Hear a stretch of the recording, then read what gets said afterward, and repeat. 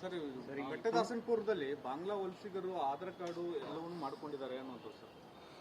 ಅದನ್ನೆಲ್ಲ ವೆರಿಫೈ ಮಾಡ್ತಾ ಇದ್ದೀವಿ. ಈಗಾಗಲೇ ನಾವು ಇಡೀ ರಾಜ್ಯದಲ್ಲಿ ಬಾಂಗ್ಲಾದೇಶಿಗರು ಎಷ್ಟು ಜನ ಇದ್ದಾರೆ ಅಂತೇಳಿ ಒಂದು ಸ್ಟ್ಯಾಟಿಸ್ಟಿಕ್ಸ್ ತೆಗಿಬೇಕು ಅಂತೇಳಿ ನಾನು ನಮ್ಮ ಇಲಾಖೆಯಲ್ಲಿ DG ಅವರಿಗೆ ಮತ್ತು ನಮ್ಮ ಕಮಿಷನರ್ ಬೆಂಗಳೂರಲ್ಲಿ ಎಲ್ಲ ಸೂಚನೆ ಕೊಟ್ಟಿದ್ದೇನೆ. ಅವರು ಆ ಕೆಲಸ ಮಾಡ್ತಿದ್ದಾರೆ. ಎಲ್ಲೆಲ್ಲಿ ಬಂದಿದ್ದಾರೆ ಅವರು ಕೆಲವರೆಲ್ಲ ಬೇರೆ ಬೇರೆ ID ಕಾರ್ಡ್ಗಳು ಮಾಡಿಸ್ಕೊಂಡಿದ್ದಾರೆ. ಅಲ್ಲಿ ಯಾವ ರೀತಿ ಮಾಡ್ಕೊಂಡಿದ್ದಾರೆ, ಆಧಾರ್ ಕಾರ್ಡ್ ಇರ್ಬೋದು ಮತ್ತು ಬೇರೆ ಬೇರೆ ರೀತಿಯಲ್ಲಿ ಅವರು ಐಡೆಂಟಿಫಿಕೇಷನ್ಸ್ಗಳನ್ನು ಮಾಡಿಕೊಂಡು ಬಾಂಗ್ಲಾದೇಶಿಗರೇ ಅಲ್ಲ ನಾವು ಅನ್ನೋ ರೀತಿಯಲ್ಲಿ ಅವರು ಬಿಹೇವ್ ಮಾಡ್ತಿದ್ದಾರೆ. ಅದನ್ನು ನಾವು ಪರಿಶೀಲನೆ ಮಾಡಿ ಅವ್ರ ಮೇಲೆ ಏನು ಕ್ರಮ ತಗೋಬೇಕು ತಗೊಳ್ತೀವಿ. ಈಗಾಗಲೇ ಕೆಲವ್ರನ್ನ ಡಿಪೋರ್ಟ್ ಮಾಡಿದ್ದೇವೆ. ಅವ್ರನ್ನ ಈಗ ನೋಡಿ, ಅಲ್ಲಿ ಬಾಂಗ್ಲಾದೇಶದಿಂದ ಬಾರ್ಡರ್ನಲ್ಲಿ ಅವರು ಅಲ್ಲಿ ಬರ್ತಾರೆ, ಅಲ್ಲಿ ಹಣ ಕೊಟ್ಬಿಟ್ಟು ಒಳಗಡೆ ಬರ್ತಾರೆ ಅಂತ ಹೇಳ್ತಿದ್ದಾರೆ. ಕೇಂದ್ರ ಸರ್ಕಾರ ಬಾರ್ಡ್ರನ್ನ ನೋಡ್ಕೊಳ್ಳೋರು ಕೇಂದ್ರ ಸರ್ಕಾರ, ಬಾರ್ಡರ್ ಸೆಕ್ಯೂರಿಟಿ ಫೋರ್ಸ್ ಇರ್ಬೋದು ಅದು ಅಥವಾ ಮಿಲಿಟರಿ ಇರ್ಬೋದು, ಅವರು ಅಲ್ಲಿ ನಿಲ್ಲಿಸಬೇಕು. ಅಲ್ಲಿ ಪೋರಸ್ ಆಗಿ ಅಲ್ಲಿ ಬಿಟ್ಬಿಟ್ಟು ಅವರು ದುಡ್ಡು ತೊಗೊಂಡು ಬಿಡ್ತಾರೋ ಹಾಗೆ ಬಿಡ್ತಾರೋ ಕದ್ದು ಬರ್ತಾರೋ ಗೊತ್ತಿಲ್ಲ ನಮಗೆ. ಆದರೆ ಬಂದ ಮೇಲೆ ಅವರು ಭಾಳ ಜನ ಬೆಂಗಳೂರಿಗೆ ಭಾಳ ಶಾಂತಿಯಿಂದ ಇದೆ ಬೆಂಗಳೂರು ಅಂತೇಳಿ ಇಲ್ಲಿ ಬಂದು ಸೆಟ್ಲ್ ಆಗಿಬಿಡ್ತಾರೆ.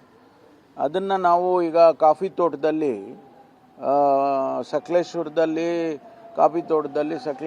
ಕೆಲವರು ಇದ್ದಾರೆ ಅಂತ ಹೇಳಿದರು. ಅದನ್ನು ಐಡೆಂಟಿಫೈ ಮಾಡಿ ಕೆಲವರನ್ನ ಡಿಪೋರ್ಟ್ ಮಾಡೋ ಕೆಲಸ ಮಾಡಿದ್ದೀವಿ.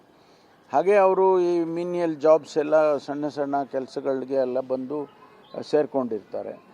ಈಗ ಆನೇಕಲ್ಲು ಆ ಭಾಗದಲ್ಲಿ ಒಂದಷ್ಟು ಜನ ಇದ್ದಾರೆ ಅಂತ ಹೇಳಿದರು. ಅದನ್ನು ವೆರಿಫೈ ಮಾಡಿಸ್ತಾ ಇದ್ದೀವಿ. ಎಲ್ಲೆಲ್ಲಿ ಬಾಂಗ್ಲಾದೇಶಿಗರು ಇದ್ದಾರೆ ಅವ್ರನ್ನೆಲ್ಲ ನಾವು ಗುರುತು ಹಚ್ಚಿ ಅವ್ರನ್ನ ವಾಪಸ್ ಕಳಿಸೋ ಕೆಲಸ ಮಾಡ್ತೀವಿ.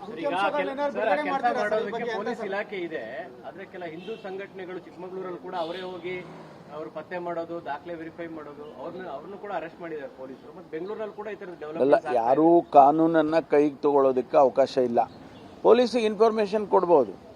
ಪೊಲೀಸಿಗೆ ನೋಡಿ ಇಂಥವ್ರು ಅಲ್ಲಿ ಬಾಂಗ್ಲಾದೇಶದವ್ರು ಇದ್ದಾರೆ, ಅವ್ರು ಐಡೆಂಟಿಫೈ ಮಾಡಿ ಅವ್ರ ಮೇಲೆ ಕ್ರಮ ತಗೊಳ್ಳಿ ಅಂತ ಪೊಲೀಸ್ನವ್ರಿಗೆ ಹೇಳ್ಬೋದು. ಬಿಟ್ಟರೆ ಅವರೇ ಏನಕ್ಕೆ ಮಾಡೋದಕ್ಕೆ ಆಗೋದಿಲ್ಲ. ಅವರು ಡಿಪೋರ್ಟ್ ಮಾಡೋಕ್ಕಾಗತ್ತಾ ಅವ್ರಿಗೆ?